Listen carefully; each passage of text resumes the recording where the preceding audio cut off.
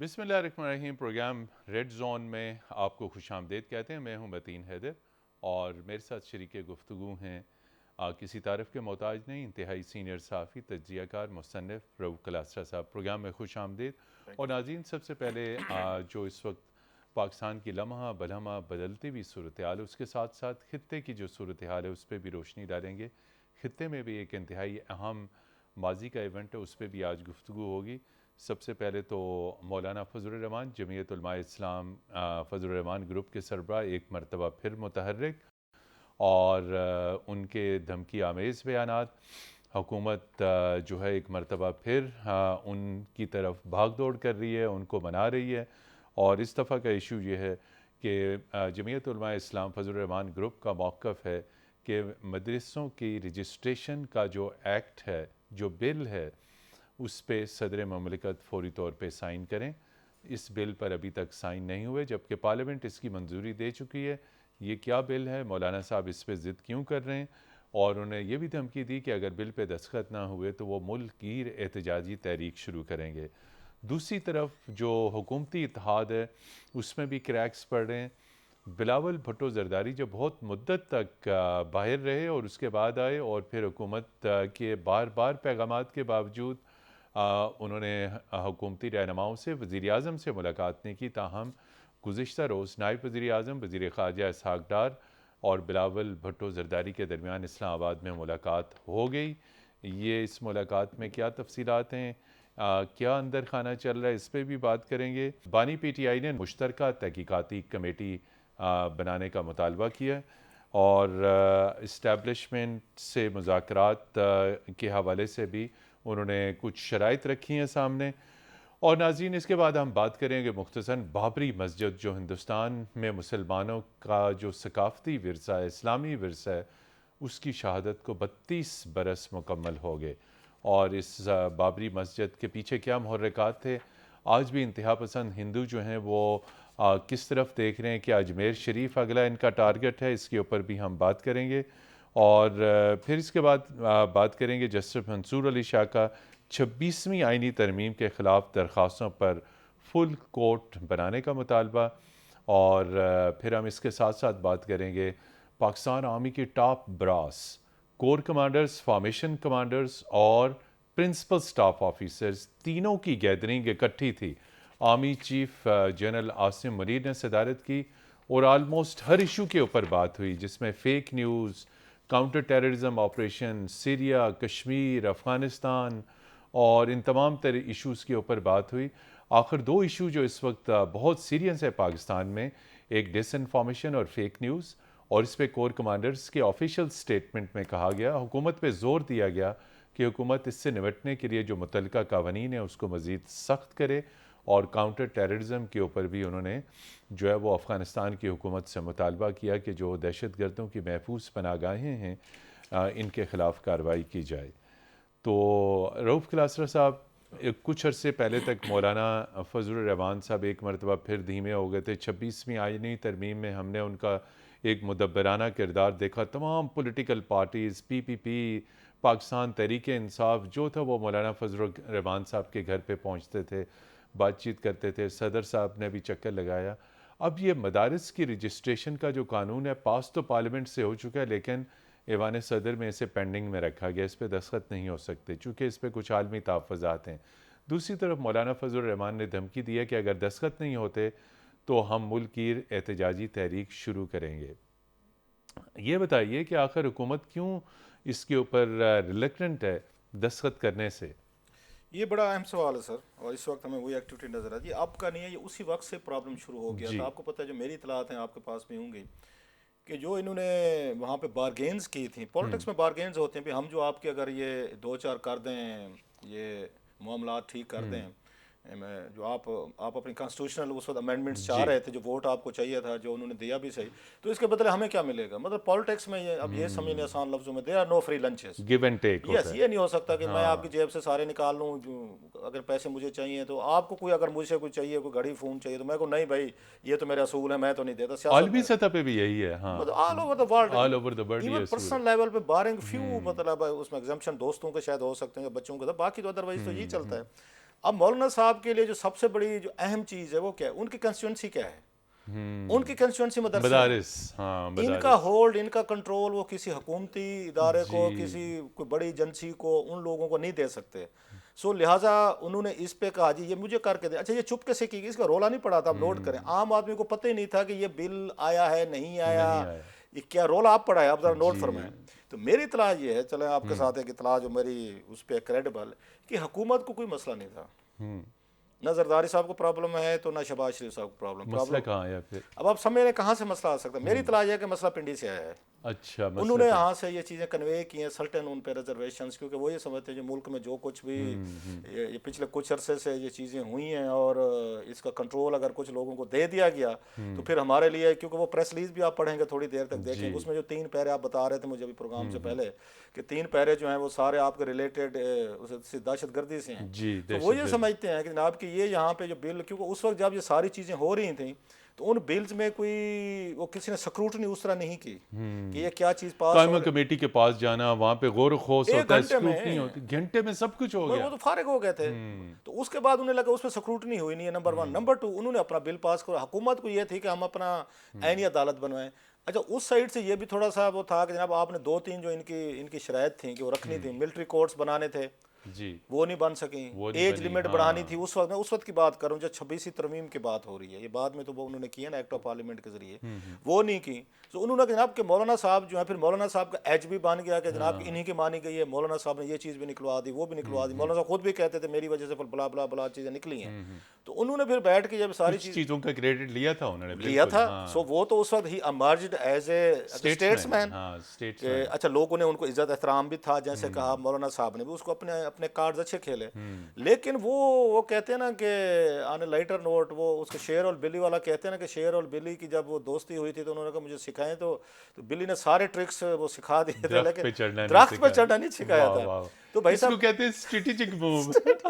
तो अगलों ने यही काम किया, उन्होंने कहा वाह, भाई साहब बहुत ठीक आला। है, इसको हम रख लेते हैं जरा, हाँ, फिर देखते हैं इसको मौलाना साहब जो रिजर्व है में ना रखेंगे। रिजर्व पे रखते हैं। सो मौलाना साहब को शिकायत अगर गिला होना चाहिए ना, मेरा ख्याल है, तो जरदारी साहब को क्या मसला, जरदारी साहब मौलाना साहब की दोस्ती है, बड़ी गहरी दोस्ती है। ये तो उनको साइन करने में क्या प्रॉब्लम था। अच्छा, मौलाना उनको जरदारी साहब को मदरसों से क्या प्रॉब्लम है, उनको कोई मसला नहीं मसला है। नहीं सो सर ये मदरसों का कंट्रोल का जो इशू था, अभी भी जब ये असल ये है कंट्रोल। कंट्रोल वो कंस्टिट्यूंसी है ना, वोट बैंक है, स्टेट पावर कहाँ से आती है आपकी, मतलब पॉलिटिकल पैसा पार्टी, भी बहुत है मक्कल आसरा साहब, इसमें मदरसों की पूरी एम्पायर है पाकिस्तान वो तो में। डोनेशंस जो हैं। तमाम मकातब फिक्र के मदरसे अरबों रुपए की फंडिंग है। सर वो मौलाना साहब से पूछा ना किसी ने, वो इंटरव्यू में था, आपको पता है, वो सुना ही होगा जामे आपने। बनोरी कराची वाले। मैं हाँ, उन्होंने कहा जनाब कि आपकी सोर्स ऑफ फंडिंग क्या है, फलां हुआ कि लोगों की मेहरबानियाँ हैं, लोग हमें देते रहते हैं, अगर उनको एतराज़ नहीं है तो आपको क्यों एतराज़ है।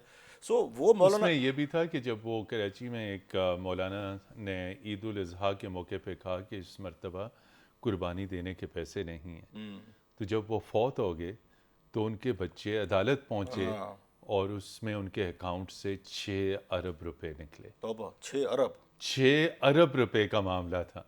कमाल है। सो इट्स ए ह्यूज, मतलब वो हैं, अब इस पे हम उन्होंने शो कभी नहीं किया इतनी अमाउंट। और उनका लाइफ स्टाइल भी नहीं लगता था कि उनका, खैर उनके बच्चों को मुबारक हो कि अल्लाह उनके अगर रिस्क में लिख के गए हैं वाले साहब ने, ठीक है, अरबपति बना दिया अरबपति बना गए सर। तो सर कहने का मतलब ये है कि मौलाना साहब इस वक्त उनको, अब उन्हें थोड़ी सी हीट फील हो रही है, क्योंकि आपको याद हो इन्होंने एक तकरीर की थी, मेरा ख्याल है लड़काना में थी, शिकारपुर में थी, इसके बाद गए थे ये जी, 26वीं तरमीम सांगड़ में। जी, सांगड़ थैंक में यू वेरी मच खिताब फॉर था, करेक्शन। बिल्कुल। इन्होंने उसका बहुत बड़ा क्रेडिट लिया था और मुस्कुरा के हंस हंस के इन्होंने बताया था कि भाई साहब कि हमने कैसे यहाँ पर इनको मजबूर कर दिया है, इनको तमाम चीज़ों को कि इनसे अपनी हमने मर्जी की चीज़ें मंगवा ली हैं, मनवा ली हैं। अब वो भी तो पूछते होंगे मुरीदीन के कि हजरत वो क्या बना उनका, वो जो आपके सारे वो ये मंसूबे थे। अच्छा, इनको ये भी पता है मौलाना साहब को कि इनके बस की बात नहीं है, लेकिन मौलाना साहब पर क्या रूट है, वो किसके जरिए अप्रोच करें, उन्होंने इन्हीं के जरिए अप्रोच करना, क्योंकि इन्होंने उनके कहने पे वोट तो नहीं डाला था, जरा जहन में रखें,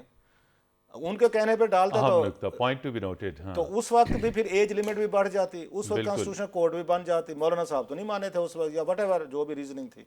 तो ये है सर वो मेरा ख्याल मदारस का जो इशू चल रहा है इस वक्त। अच्छा क्लास साहब, दूसरी तरफ पीपल्स पार्टी और मुस्लिम लीग नून में भी नाराज़गियाँ चल रही हैं। बिलावल साहब क्या आपने देखा, बहुत सारे स्टेटमेंट्स आए, इंटरव्यूज़ आए, हुकूमत के ऊपर खुल्लम खुला तनकीद उन्होंने शुरू कर दी। फिर प्राइम मिनिस्टर ने मैसेज भिजवाया मिलने का, तो मिलने के बजाय वो मुल्क से बाहर चले गए। लेकिन बिलाखिर गुज़िश्ता शब बिलावल हाउस इस्लामाबाद में डिप्टी प्राइम मिनिस्टर और बिलावल साहब की मुलाकात हो गई, लेकिन ज़रा ये कहते हैं कि बिलावल साहब अभी भी उनके कुछ तहफ़्फ़ुज़ात हैं, उनको पंजाब में कुछ मामलात में पीपल्स पार्टी को जो है वो शरीक नहीं किया जा रहा।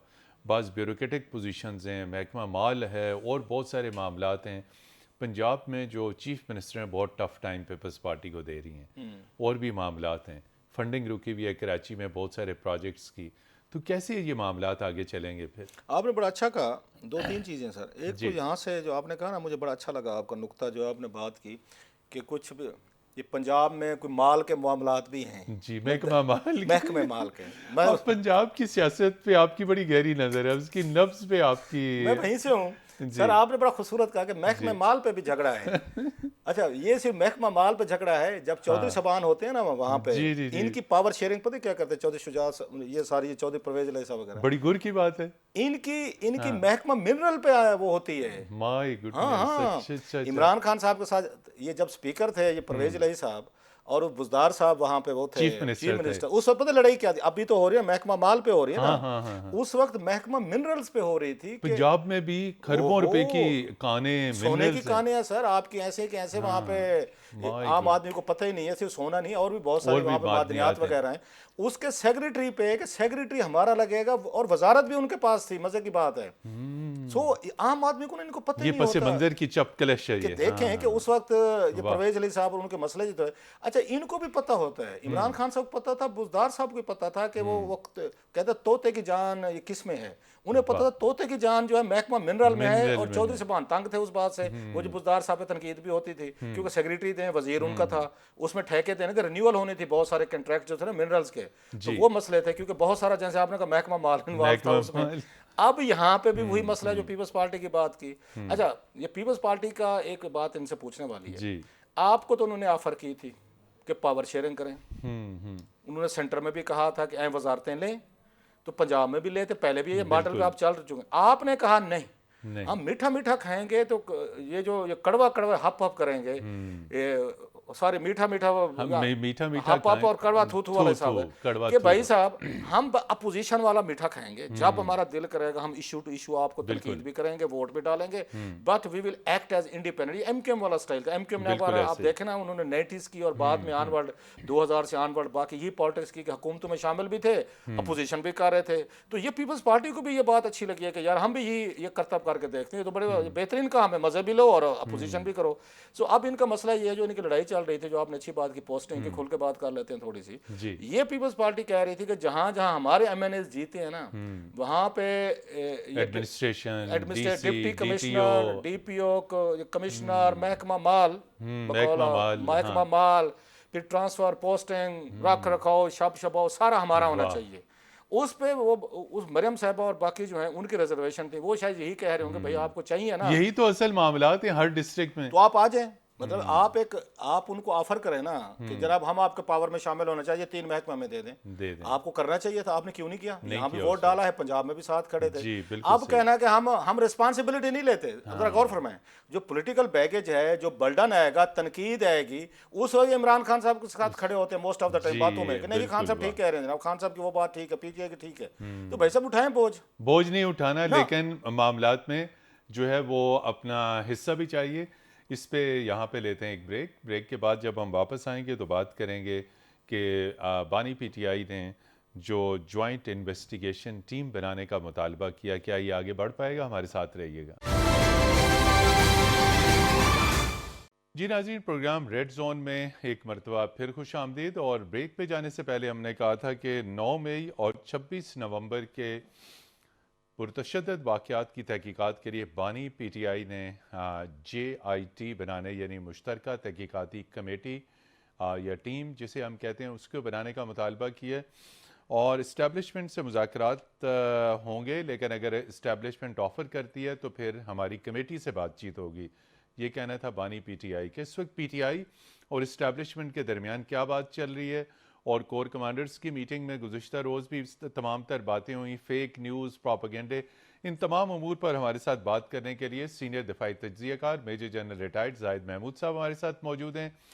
जाहिद महमूद साहब, प्रोग्राम रेड जोन में आपको खुश आमदेद कहते हैं। तो आप अव्वल तो ये बताइए कि ये कोई हुकूमत मान जाएगी JIT बनाने की? अभी भी आप समझते हैं कोई ज़रूरत है? बाकी ये जो 9 मई के और उसके साथ साथ जो 26 नवंबर के जो वाक़यात हुए, पाकिस्तान की सियासत को इन्होंने इन वाक़यात ने हिला के रख दिया। जी, बिस्मिल्लाहिर्रहमानिर्रहीम। पहले तो मतीन साहब बहुत शुक्रिया आपका इनवाइट का। देखिए, पाकिस्तान इस वक्त जो है, मैं ज़ाती तौर पे बहैसियत पाकिस्तानी ये समझता हूँ कि जितने भी पाकिस्तान के शहरी हैं, वो एक स्ट्रेस से गुजर रहे हैं, क्योंकि जो पॉलिटिकल एनवायरनमेंट हमारे यहाँ पर बन चुकी है, और स्पेशली इस माहौल में जहाँ पर पाकिस्तान को सीरियस इकोनॉमिक और सिक्योरिटी चैलेंजेस हैं, और ऐसे लग रहा है कि जैसे स्टेट जो है वो एक जगह पर रुक गई है, वो आगे बढ़ नहीं रही। तो उसकी वजह से तमाम जो पाकिस्तान के सिटीजन्स हैं वो एक स्ट्रेस में हैं, वो फील कर रहे हैं कि उनका जो कॉन्ट्रैक्ट है विद द स्टेट शायद वो अंडर स्ट्रेस आ गया। जो मौजूदा हालात है, जैसे आपने 9 मई का जिक्र किया और फिर 26, ये दोनों वाकयात को, और खासतौर पे 9 मई का जो वाकया है, इन्होंने पूरे पाकिस्तान की स्टेट को हिलाया है। मतीन साहब, मेरी नजर में देखिए, आप किसी भी जो घर होता है उसकी दीवारों के साथ तो आप थोड़ी थोड़ी सी छेड़खानी कह लें या कुछ काम उस पर कर सकते हो, उसका रंग बदल दें, उनको थोड़ा सा चेंज कर दें तो गुजारा चल जाता है। लेकिन जब घर की बुनियादों पे जब अटैक किया जाता है तो वो पूरे घर के लिए, घर में रहने वाले तमाम लोगों के लिए एंडेंजर हो जाती है, खतरनाक हो जाती है, और उसमें सफर सारे होते हैं। ये नहीं होता कि एक पॉलिटिकल पार्टी के लोग या एक ग्रोह के लोग या किसी इदारे के लोग या कोई भी वो बच जाएंगे और बाकी लोगों को नुकसान हो जाएगा। तो वो दोनों ये जो वाकयात है, फिर 26 का जो वाकया है, मेरी नजर में जहां तक तो वो आइन के अंदर लीगल ये प्रोटेस्ट हो रहा था, ये राइट बनता है। देखें, मैं जाती तौर पर डेमोक्रेसी का सख्त हामी हूँ। डेमोक्रेसी में ही हमारे सॉल्यूशंस है। डेमोक्रेसी एक ऐसी चीज है जो कॉन्फ्लिक्ट रेजोल्यूशन कर सकती है, स्पेस क्रिएट कर सकती है, पाकिस्तान के तमाम मसाइल को हल कर सकती है। लेकिन मैं डेमोक्रेसी की बात कर रहा हूँ। हमने देखना है कि हमारी डेमोक्रेसी किस वक्त क्या स्टेट है, किस हालत में है। डेमोक्रेसी पाकिस्तान में अनफॉर्चुनेटली, मतीन साहब, मेरी नजर में लोग पावर में तो आना चाहते हैं, पावर को तो एंजॉय करना चाहते हैं, लेकिन पावर के साथ जो रिस्पॉन्सिबिलिटी है उसको परफॉर्म नहीं करना देना चाहते। जी, मुजाहरा नहीं करना चाहते। रऊफ क्लासा साहब मेरे साथ शरीक गुफ्तगू हैं और ये आपसे मुखातिब होंगे। नहीं, मैं उन्हीं की कोर कमांडर्स और बाकी जो जी नुकात बात सुनी है बड़ी। मुझे ना उनकी एक बात जो लास्ट पे की है ना, that's very meaningful and very deep. जी, वो जो उन्होंने कहा कि पावर में तो सारे आना चाहते हैं, लेकिन पावर के साथ जो अटैच रिस्पॉन्सिबिलिटी जिम्मेदारी है ना, वो नहीं अदा वो नहीं करना। लेना चाहते। जो हम थोड़ी देर पहले कह रहे थे, मीठे मीठे वाले कड़वे कड़वे वाली बात वहीं पर है कि आपका जो अपना एक रोल बनता है, आप उसको तो नहीं परफॉर्म करना चाहते। आप दूसरे इदारों के साथ, वो ठीक है, वो भी हुकूमत का हिस्सा है, उनकी ड्यूटी भी है। लोग अक्सर कहते हैं, यहाँ पे सुनते रहते हैं, एक बड़ा पॉपुलर सा स्टांस है वो जी के देखें आपने इदारों से मदद मांग लो। भाई, इदारे इसी रियासत के साथ अटैच हैं, कोई भी हुकूमत हो, कोई भी प्राइम मिनिस्टर हो, वो हेल्प करेंगे ही उनका करेंगे। काम है। अच्छा, मोस्टली आप देखेंगे कि जब यहाँ पे कोई और इस तरह के इश्यू होंगे, तनकीद है कि कोई हुकूमत आएगी तो उनको वो ये चाहिए होती है। नंबर एक। नंबर दो, अभी आपने बात की JIT की कि 9 मई के हवाले से 26 पे, आई डाउट कि हुकूमत ये बनाएगी। जी, नहीं बनाएगी, क्योंकि कल ही तो आपने देखे उन्होंने इन पे कोई 100 के करीब जो लोग थे उन्होंने ये फर्द जुर्म भी आयद हुई है, खान साहब पे भी हुई है, बाकी पार्टी स्टेटमेंट्स भी आए उस जो पे। कारकुनान तो इस वक्त जो सिचुएशन है उस पे वो हुकूमत पीछे नहीं जाएगी, एस्टेब्लिशमेंट पीछे नहीं जाएगी, और खान साहब जो है अपना दबाव जो है वो बढ़ाते जा रहे हैं। जैसे आज उन्होंने एक उनके बकौल आखिरी पता जो उनका है कि जनाब कि हम सिविल नाफरमानी पे जाएंगे, ओवरसीज़ को कहेंगे। एक्सट्रीम स्टेप है ये। तो खान साहब का जो मुझे फील होता है सम टाइम, उनकी पार्टी के लोग भी हैं सारे, कि जहाँ पे आपको थोड़ा सा बैठ के चीज़ों को नॉर्मलाइज करने की ज़रूरत है, आप वहाँ पे फर्दर नेक्स्ट लेवल पर वो लेकर जा रहे हैं। बहुत सारे लोग हमें भी टांट करते हैं, ट्रोलिंग होती है, जनाब आप बुज़दिली सिखा रहे हैं, आप उनको ये। मैं कहा भाई साहब, ये सियासत में आपको ये फ्लेक्सिबिलिटीज़, आपको बातचीत, आपको किसी से बैठ के कोई गिव एंड टेक, जो बात आप कह रहे हैं, अब इसका नुकसान ये हो रहा है कि जहाँ से उधर से हीट ये इधर से बढ़ा रहे हैं, फिर इन्होंने बढ़ाई है। अभी जो हमने 26 नवंबर देखा है, उधर से एस्टेब्लिशमेंट जो है उन्होंने आके इनको बहुत सारे स्ट्रॉन्ग मैसेजेस देने शुरू करके, ये वाला जो आप ये कोर कमांडर इसका कॉन्फ्रेंस का कहर है, बड़ा तवील इजलास इतना पहले कभी इतना लंबा प्रेस रिलीज भी नहीं है, अगर मैं मतलब रिसेंट हिस्ट्री में। तीनों इकट्ठे थे, कोर कमांडर्स, फॉर्मेशन कमांडर्स और principal staff officer. No, it's a huge जो कुछ यहाँ पे हुई है। तो इसके बाद जो लड़ाई है या जो वहाँ पे चीज़ें हैं, वो मेरा ख्याल है मजीद एक एस्केलेशन जो हो रही है। तो मुझे नहीं लगता कि इस मामले पे एस्टेब्लिशमेंट या हुकूमत पीछे जाएगी और इनको अकोमोडेट करेगी, और इस पे जो खान साहब डिमांड्स कर रहे हैं उन पर कोई खातर खा कोई फर्दर डेवलपमेंट हो। तो क्लास साहब, इसमें दो इश्यूज हैं, जाहिद साहब से पूछेंगे। एक तो दहशतगर्दी के ऊपर कोर कमांडर्स के इजलास में मुफस्सल गौर हुआ और ख़ास तौर पे बलूचिस्तान और केपी जिस तरीके से दहशतगर्दी से बड़े शदीद मुतासर हैं और कुछ ज़राए अबलाग पे ये भी रिपोर्ट्स चली हैं कि दाश का जो नेटवर्क है पाकिस्तान में बहाल हो रहा है और मुख्तलिफ पाकिस्तान के शहरों में वॉल चाकिंग भी की गई और उसके साथ साथ फिर फेक न्यूज़ की भी बात हुई। ये तो आपका डोमेन है, उसमें आप पूछेंगे उनसे तो जनरल जाहिद साहब से जो मिलिट्री का काउंटर टेररिज्म डोमेन है, कोर कमांडर्स के इजलास में फॉर्मेशन कमांडर्स इस चीज़ पे गहरी तशवीश का इजहार किया गया, लेकिन साथ साथ इस अज़्म का भी इजहार किया गया कि दहशतगर्दी को जड़ से उखाड़ फेंका जाएगा। चैलेंज तो बहुत बड़ा है जनरल साहब, बलूचिस्तान, केपी, दाश, फिर अफगानिस्तान में दहशतगर्दों के ठिकाने। जी मैं बिल्कुल आई कैन अंडरस्टैंड। देखिए मैं क्विकली एक पॉइंट देना चाह रहा हूँ जो पिछली डिस्कशन हो रही है, मैं स्टेट के पॉइंट ऑफ व्यू से देना चाह रहा हूँ, मैं किसी पॉलिटिकल पार्टी या किसी पॉलिटिकल ग्रोह की तरफ से नहीं जी देना चाह प्लीज। रहा।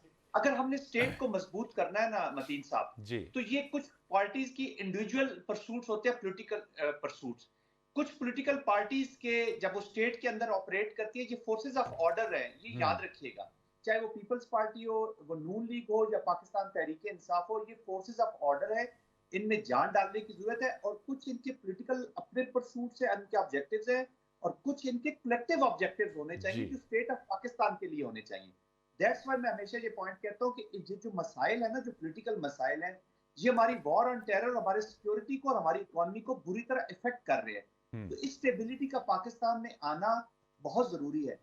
जैसे रऊफ साहब ने कहा है कि एस्टेब्लिशमेंट उनके साथ डायलॉग करते हैं, कि एस्टेब्लिशमेंट को आप बार बार डायलॉग में क्यों डालना चाह रहे हैं। मेरे ख्याल में उन्होंने क्लियरली इंडिकेट कर लिया कि they are not establishing any dialogue with any political party. एक जो भी हुकूमत वक्त जिस वक्त भी होगी, आज वो अपोजिशन में, कल हुकूमत में होंगे, तो वो गवर्नमेंट के थ्रू ही उनको करना पड़ेगा। तो जब मैं कलेक्टिव रिस्पॉन्सिबिलिटी की बात करता हूँ, तो हमारे डेमोक्रेटिक पार्टीज का है कि ये कॉन्फ्लिक्ट रेजोल्यूशन की तरफ जाएं, जो भी आइन और कानून के मुताबिक है हल सोचे। किसी no individual is bigger than the state, no individual should be bigger than the party.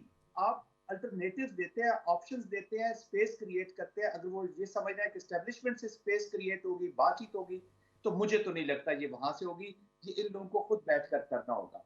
अभी मैं आता हूँ जो आपने दूसरा काउंटर टेररिज्म डोमेन। जी काउंटर टेररिज्म डोमेन में देखिए मतीन साहब, इस वक्त जो है पाकिस्तान जो है ना, वो एक प्रॉक्सी वॉर और state sponsored terrorism which is coming from our neighbours India, मैं खुल के उनका नाम लूंगा, थ्रू अफगानिस्तान, इन दोनों के मिक्स का विक्टिम हुआ है। हमारे दो किस्म के हमारे इस वक्त दो किस्म के थ्रेट हमें मिल रहे हैं। खैबर पख्तूनख्वा में जो एप्लीकेशन हुई है खवारिज की, वो हमारा तर्ज हयात बदलना चाहते हैं, जैसे कि तालिबान जो इस वक्त अफगानिस्तान में जैसी एप्लीकेशन है, ये उनका पॉपुलर एक आइडियालॉजी वो सामने रखते हैं, जो कि जिसका ताल्लुक आइडियालॉजी से नहीं है, बेसिकली जो टेररिज्म है, खवारिज है। क्लासेस साहब, कोर कमांडर्स के इजलास में एक और अहम भी नुकता या प्रोपेगेंडा, फेक न्यूज़, और इस बारे में कहा गया कि ये बहुत बड़ी थ्रेट है रियासत के लिए, जो झूठी खबर है और उस झूठी खबर को फिर उसको आगे स्प्रेड करना, ट्वीट करना, फेसबुक पे डालना, टिकटॉक पे डालना। कोर कमांडर्स ने गवर्नमेंट से कहा कि आप इससे मुतल्लिक कानून को सख्त करें। तो अगर तो मज़ीद सख्ती की जाएगी, ये तो इस पर हमारा जनरल साहब का आपका इत्तेफाक है कि फ़ेक न्यूज़ को काउंटर करना है, तो क्या रेलेवेंट लॉज को मज़ीद सख्त करना होगा? दो तीन चीज़ें हैं जी प्लीज। एक तो ये है, आपको पता है, हम सारे यहाँ पे देख रहे थे कि जब माजी में हमने देखा कि जो एस्टेब्लिशमेंट थी एक दो, उन्होंने जिस तरीके से इंस्टीट्यूशलाइज करके सोशल मीडिया पे जब इमरान खान साहब को प्रमोट किया जा रहा था और कीबोर्ड वॉरियर्स भर्ती किए गए थे और बड़े फ़ख्र के साथ हर एक अपना बैज, सैकड़ों की तादाद में उनको बैज लगा के किया जाता था, और मुखालफिन के खिलाफ इसी तरीके की फेक या टाइगर whatever, फोर्स एंड वो सारी वो खबरें लगाई जाती थी। उसमें ISPR के कुछ साबका लोग भी थे, और उसमें उस वक्त की जो कमांड थी वो भी शामिल थी, और जो उन बातों पे उस वक्त वो रिएक्ट करता था, उसको मतलब टेलीफोन भी जाते थे, उसकी गोशमाली भी की जाती थी, और उनकी बैशिंग और ट्रोलिंग भी होती थी। इस पे सोशल मीडिया पे ट्रेंड चलाए जाते थे कि आज फलां जर्नलिस्ट ने, फलां किसी सियासतदान ने, फलां ने इमरान खान साहब या एस्टेब्लिशमेंट रिलेटेड किसी पे बात की है, तो उनको आपने वो करना है, उनको सबक सिखाना है। अब वो जो वॉरियर्स है, वो कहते हैं ना कि जो मास्टर्स होते हैं, one day they come to bite you, that's a Frankenstein master की ये सारी फिलासफी है कि जो मास्टर आप खुद क्रिएट करते हैं, एक दिन वो आपको डसते हैं। अब वही सूरत हाल हो गई है, मकाफात अमल है। अच्छा, मौजूदा एस्टेब्लिशमेंट जो बैठी है, ये साफ मैं बातें आपको कह रहा हूँ वे बैक उस पर चले जाए मतलब उसके 13-14 के बाद की बात है। हाँ, जब से उन्हें बिल्ड किया जा रहा था, अब उनका उस इमेज वक्त बनाया को जा तो रहा था। ये मौजूदा एस्टेब्लिशमेंट नहीं बैठी हुई थी। सो जो कुछ भी उस दौर का बर्डन है, जब आपस में इख्तलाफात पैदा हुए हैं, अब वो उन्हीं को पड़ गए हैं जो उनके साथ खड़े हुए थे। अब इसको टैकल कैसे करना है, दैट्स मेन इशू, दिस इसको इज क्लीन करना यही है। एक तो मैं ज़ाती तौर पर समझता हूँ, हाँ अगर आप नेशनल मीडिया पे ज़्यादा पाबंदियां लगाएंगे, मेरा ये ख्याल है, तो फिर आपकी ये fake news social media powerful होगा।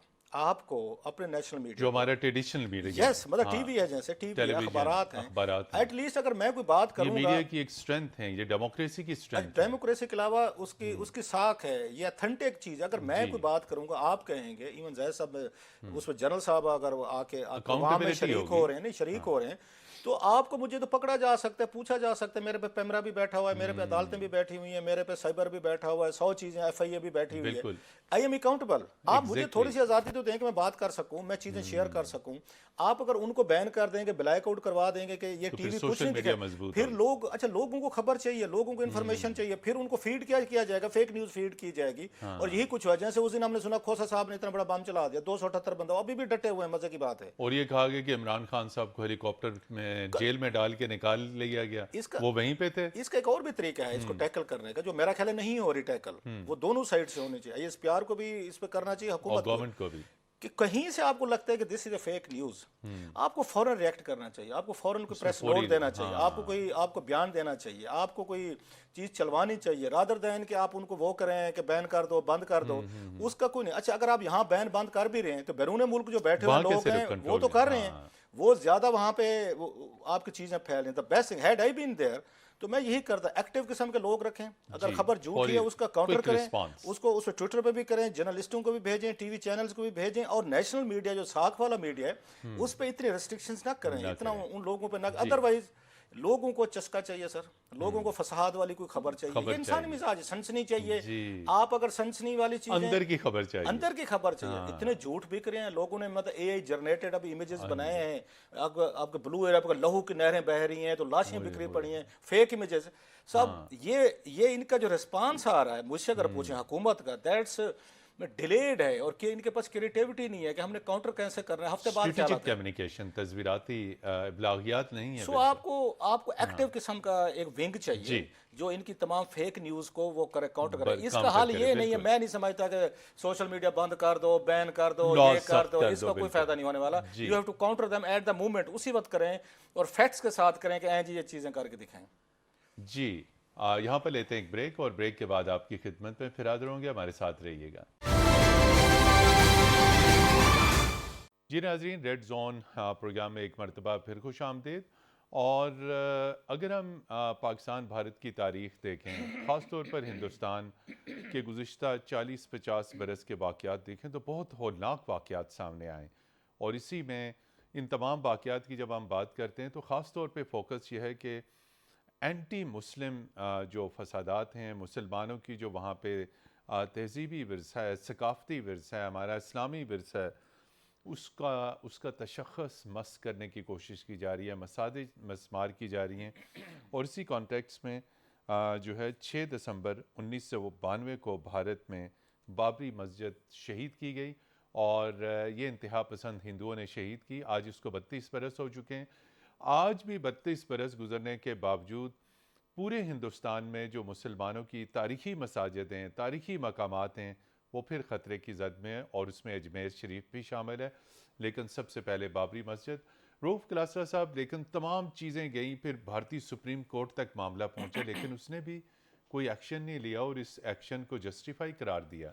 ये बड़ी जो आपने अभी बातें की हैं, ये बदकिस्मती रही है इस खित्ते की। बल्कि सम टाइम आई फील, मैं एक और लफ्ज़ यूज़ करूँगा, कर्स नहीं होती जैसे जी, कर्स, मतलब लाइक एक कर्स कि यहाँ पर ये इस तरह के कम्युनल वायलेंस हैं, ये तशद्दुद अमेज़ वाक़यात। मैंने अभी अपना एक रिसेंटली बुक अभी ख़त्म ये की, अभी 2-3 दिन में आने वाली कश्मीर कहानी मैंने लिखी है, कश्मीर कहानी। हाँ, तो उसमें मैंने कोई 8-10 किताबें जो मतलब है मौरख़ीन की थी, इंग्लिश में बड़ी अच्छी लिखी हुई, वो डॉक्यूमेंटेड, उसमें जो डिक्लासिफाइड, वो उसमें दस्तावेज़ात, बहुत सारी चीज़ें इंपॉर्टेंट, तो अभी आ रही है वो उस बुक कॉर्नर वालों ने कश्मीर छापी है, कहानी। कश्मीर कहानी। उससे मुझे अंदाज़ा हुआ कि कम्युनल वायलेंस जो है, ये हिंदूज वर्सेस मुस्लिम जो है, ये कितनी पुरानी और डीप रूटेड चीज़ है। इवन जहाँ पे हम बैठे हुए हैं, यहाँ लॉर्ड माउंट बैटन आए थे जब इस वो खित्ते में इसी में ये पिंडी में हुए थे, कहुटा पोठवार में, में। पोठोहार में, उस वक्त मुसलमानों और सिखों के हुई थी, जो मैस्कर किए गए थे, लड़ाई हुई थी, गाँव के गाँव जला दिए गए थे। So it runs deep into it. या जिस तरीके की 47 की पार्टीशन की गई थी और जितनी हेस्टली की गई थी, it was a shameful flight, जो लिखी भी है उन्होंने एक बुक है इस पे कि आपने जिस तरीके से किया है हिंदू और मुसलमानों के साथ आपस में ब्लड शेड हुआ है। So it one way the other. जो बात आप कह रहे हैं ना, अगर मस्जिद नहीं होगी तो कोई और इशू बन जाएगा, ये ध्यान में रखिएगा। सो इसका ताल्लुक सिर्फ मस्जिद से नहीं है, मंदिर से नहीं है, या कोई इससे नहीं है, किसी चीज इट हैज ए बैकग्राउंड कि आपको एक दूसरे के अंदर इतनी नफरत भरी हुई है, इतने आपको एक दूसरे के खिलाफ वो हैं चीज़ें हैं कि कहीं ना कहीं से छोटी सी भी चिंगारी वो बन जाती है। दूसरी बात यह है कि वहाँ पर एक चीज़ तो ये है कि उनका हिंदुत्व का जो नारा है वो अब का नहीं है, ये बहुत पुराना है। मतलब गांधी साहब को जो उन्होंने असैसिनेट किया था, गोली मारी थी जिस उसने, तो वो आरएसएस के थे, वो आरएसएस के एक्टिव मेंबर थे। सो वो भी इसी चीज़ पे वो नाराज़ थे कि गांधी साहब ये क्यों पर यहाँ बैठ के ये उस पर फास्टिंग कर रहे हैं, प्रोटेस्ट कर रहे हैं, पाकिस्तान को उसको शेयर दो। सो ये उस वक्त के गुस्से थे जो अभी भी चलते आ रहे हैं। ये तो एक साइड है क्योंकि मेजॉरिटी है, लोगों को लगा है, फील हुआ है, उन्होंने जो उनके हिस्टोरिकली उनको इंसाइट करना शुरू किया। ब्यूटी क्या थी, जो हमारे जैसे लोग वहाँ इंडिया से वो लेते थे, हम उसके एग्जाम्पल देते थे कि देखें यार कि आपके 1-1.5 अरब का मुल्क है, वहाँ पे ये मुसलमान भी हैं, हिंदूज भी हैं, मेजॉरिटी भी है। एक सेकुलरिज्म की जो बात गांधी साहब या नेहरू साहब ने की थी, अल्टीमेटली अब इन्होंने वो उस चीज़ को बिल्कुल, अब वो जो उनका है, उन्होंने सेकुलरिज्म वाली बात तो रहने नहीं दी उन्होंने वहाँ पे। बल्कि जो अब ये देखें, नेहरू साहब और गांधी साहब जो है वहाँ पे, उनके लिए सबसे, उन पे भी इससे ज़्यादा तनकीद होती है। सो वो जो आपका इमेज था। अच्छा, इसके अलावा एक और चीज़ है जो हमें थोड़ी सी अप्रिशिएट करनी चाहिए।